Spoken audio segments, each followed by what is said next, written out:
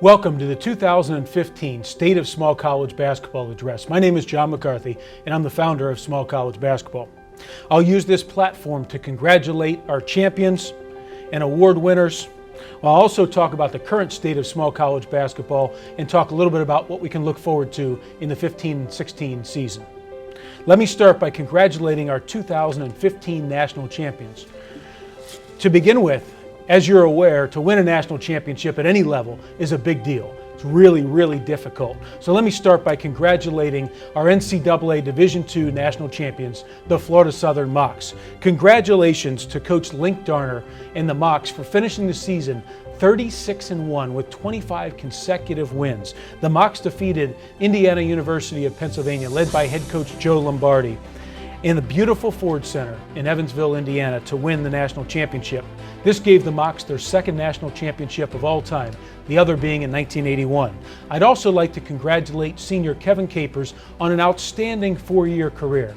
He capped off his senior season by being named the Sunshine State Conference Player of the Year, the Sunshine State Conference Tournament Most Outstanding Player, the South Region Player of the Year, along with the South Region Tournament Most Outstanding Player, and eventually winning the national championship at the Ford Center and being named the Most Outstanding Player there as well. Congratulations to Kevin Capers, Coach Link Darner, and all those involved with the Florida Southern program. At the NCAA Division III level, I'd like to congratulate University of Wisconsin-Stevens Point. They were led by Coach Bob Semling, who has now won 3 national championships in his 11 years at the helm, and now giving the Pointers 5 national championships since the year 2004. The Pointers defeated Augustana from Illinois 70-54 in Salem, Virginia for the Division III National Championship. Congratulations to the Pointers of Wisconsin-Stevens Point. At the NAIA Division I level, congratulations to Dalton State. The Roadrunners ended up winning the national championship in their very first year of eligibility for the NAIA. Congratulations to Coach Tony Engel and his Roadrunner team for defeating Westmont 71-53 at historic Municipal Auditorium in downtown Kansas City. Many basketball fans might remember Coach Tony Engel, who previously led Kennesaw State to the NCAA Division II National Championship in 2004. Congratulations to Coach Tony Engel and all those involved with the Dalton State program. At the NAIA Division II level, congratulations to Cornerstone for winning the NAIA Division II National Championship held at the College of the Ozarks in Branson, Missouri. Coach Kim Elders has now led the Cornerstone program to 3 national championships after defeating Dakota Wesleyan 66-45 to win the NAIA Division II National Championship. Overall, Cornerstone finished with a fantastic record of 33-5 on the season. Congratulations to Coach Kim Elders and all those involved with the Cornerstone program. At the NCCAA Division I level, congratulations to Colorado Christian. They defeated Dallas Baptist 77-71 to win the NCCAA Division I National Championship. Overall, they finished at 19-15, and now Coach Kevin Lubbers has increased their win record every year in his 4 years at the helm. I'd also like to congratulate senior Michael Brown, who ended up winning the 2015 Pete Maravich Award, awarded by the NCCA as well. Congratulations to Lancaster Bible, the NCCAA Division II National Champions. Coach Marshall Tagg led the program to a 28-3 record and defeated Hillsdale Baptist 78-65 to win the NCCAA Division II National Championship. They were led by junior C.J. Dunston, who was named the most valuable player in the national championship, along with being named first-team All-American. Congratulations to all those involved with the Lancaster Bible program. At the USCAA Division I level, congratulations to Damon College out of New York and Coach Mike McDonald. They defeated Rochester College 77-53 to win the national championship. This puts Mike McDonald in some elite company at this point, as now as a head coach, he has won 20 or more games at the NCAA Division I level at Canisius College, at the NCAA Division II level, as Damon is in the process of moving to Division II, and then previously at the Division III level at Medaille College. So he's now won 20 games or more at all 3 different levels of the NCAA. Also, I'd like to congratulate senior Gerald Beverly, who was named the Most Outstanding Player of the USCAA National Championship and also named the USCAA Division I National Player of the Year. Congratulations to all those involved with Damon College. At the USCAA Division II level, I'd like to congratulate Berkeley College out of New York. Of all the national championships at our 8 levels of small college basketball, this was clearly the closest and most exciting game, as Berkeley ended up defeating Penn State Mont Altos 57-55 in overtime to win the national championship. After winning 7 conference titles in the past 10 years and qualifying for 5 consecutive USCAA national tournaments, they finally broke through. Coach Chris Christensen's Knights ended up winning 11 straight games en route to a 22-5 record in the national championship. Congratulations to all those involved with Berkeley College. I'd like to talk a little bit about some of the great notables from 2014-15 season, and there's a number of them that are just outstanding. And first and foremost, I'd like to congratulate Coach Herb McGee at Philadelphia University for winning 1,000 games in his career. He joins a very, very elite, prestigious group of only 4 coaches now at the 4-year level that have won 1,000 games. Coach Harry Statham at McKendree, Coach Danny Miles at Oregon Tech, then Coach Mike Krzyzewski at Duke University, and now Coach Herb McGee at Philadelphia University. Congratulations, Coach McGee. I'd also like to congratulate Marietta College out of Ohio. They ended up starting the season with the longest streak being undefeated of anybody at the small college level. They didn't lose a game until February 11th this year. They went 21 consecutive games without a loss. So I'd like to congratulate Coach John Vanderwolf at Marietta College and their whole program for this wonderful start to the 2014-15 season. Congratulations to the schools that kept alive some great traditions in college basketball. I'm thinking particularly about Taylor University's Silent Night tradition.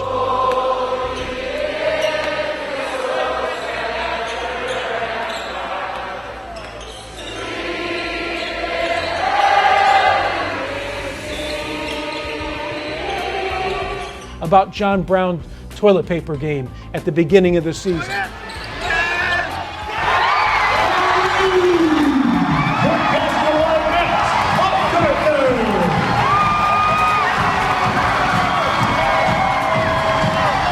Congratulations to Taylor and John Brown for keeping alive some great traditions in small college basketball. I encourage others to send me your great traditions so we can continue to promote those. But keep up the great work there at Taylor University and John Brown and some great traditions we have within small college basketball.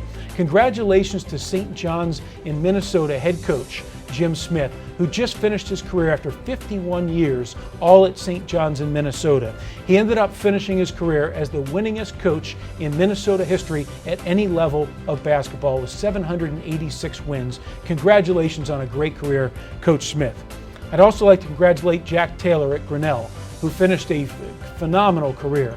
As many people know, he became somewhat famous, if not very famous, for scoring 138 points in a game as a sophomore, broke the great Bevo Francis' record with 138 in one game. That was as a sophomore. He opened up his junior season with 71 points in a game and followed that in the second game of the year with 109 points in a game. Jack Taylor's just finished up his career, and congratulations on an outstanding career, Jack Taylor.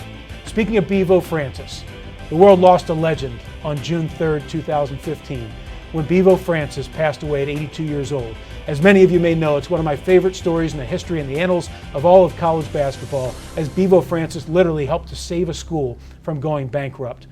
Bevo Francis ended up averaging 50 a game as a freshman in the 52-53 season. His team averaged over 100 a game, and he ended up going 39, or their team went 39-0 during his freshman year. His sophomore year, they played every single game on the road so they could collect guarantee money to come back so they could give it to the president so that they could pay the professors to keep the school alive. So congratulations on a phenomenal, remarkable career, Bevo Francis. You will be missed. Congratulations to all of the award winners at the small college level. And I mean all the All-Americans, the academic All-Americans, the all-conference selections. Congratulations to the statistical leaders, and congratulations to all those teams that made your respective national championship during this year. I'd like to highlight a couple specific players I just think had outstanding careers that just wrapped up at the end of the 14-15 season. In particular, I'd like to highlight Aaron Walton Moss out of Cabrini College in Pennsylvania. What an outstanding career, who finished as the 2-time NABC National Player of the Year. Aaron ended up with 9 triple-doubles during his senior year. He almost averaged a triple-double for the year, averaging 20.6 points, 11.7 rebounds, 8.8 assists, and ended up averaging 2.1 steals a game as well.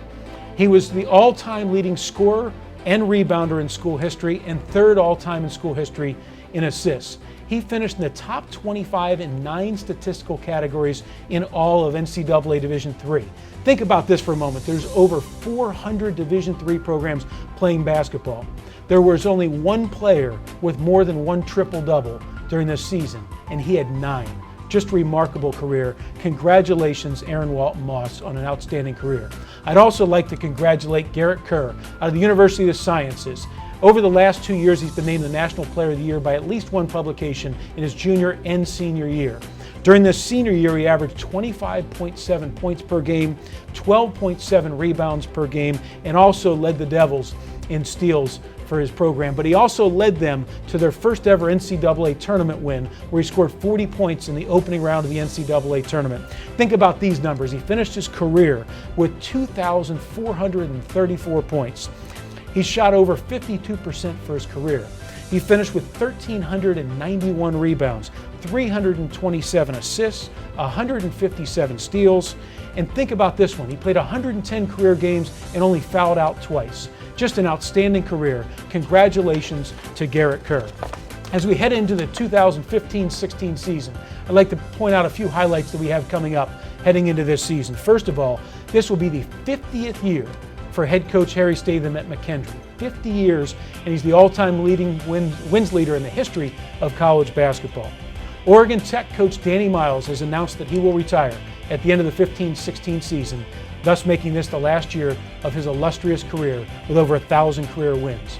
Also, Bo Ryan, many of you know him now from Wisconsin, clearly is a major college program, but those that have followed small college basketball for years will remember him as a legend at the University of Wisconsin at Platteville for winning 4 national championships. He also has announced that the 2015-16 season will be his final season coaching college basketball. I'd like to congratulate those players, coaches, and all those involved with Albertus Magnus College. They have bring into the 2015-16 season the longest home winning streak in all of small college basketball, as they've won 56 consecutive home games at this point. Congratulations to all those involved in the program. I'd also like to congratulate those at Georgetown College in Kentucky. They bring into the 15-16 season the longest streak in NAIA history qualifying for the national championship. They now have qualified for 25 consecutive national championships at the NAIA level. They are loaded for 2015-16, so their odds of keeping their streak alive and moving it to 26 are pretty darn good. Don't mean to put too much heat on you, Coach Chris Briggs, but you got a loaded program this year. It should be an exciting season for the Georgetown Tigers. College basketball has instituted a number of key rule changes for 15-16.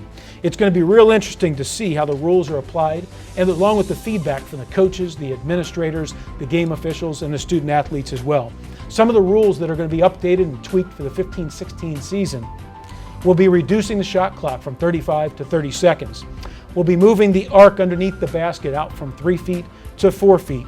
They'll be reducing the number of total timeouts, and they're now going to keep coaches from being able to call a timeout during a live ball. In addition, the new rules are going to eliminate the prohibition of dunking during warm-ups, and they're also going to remove the 5-second rule for a player when dribbling. With only a few exceptions, teams will just get 10 total seconds to advance the ball past half court instead of resetting the clock after a stoppage. In 15-16, we're also going to see the introduction of penalties for players faking fouls and the introduction of Class B technical fouls, such as hanging on the rim and delay of game, which will now result in one-shot technicals as opposed to 2. In specific tournaments, the Rules Committee is going to experiment with a 6th foul before fouling out. The areas of concern for this Rules Committee were about scoring, the pace of play, and the increased physicality on the defensive side of the ball. Obviously, coaches, players, officials, and all those involved with the game are going to be watching these rules closely in the 15-16 season. In regards to small college basketball specifically, I encourage you to continue to watch the website, our social media for upcoming announcements, as we've got a lot of exciting things happening as we head into the 15-16 season, and I certainly look forward to making those announcements in the near future. I'd like to thank you for taking the time to watch the State of Small College Basketball address in 2015. My name is John McCarthy. I'm the founder of Small College Basketball, and I thank you for listening. Thank you.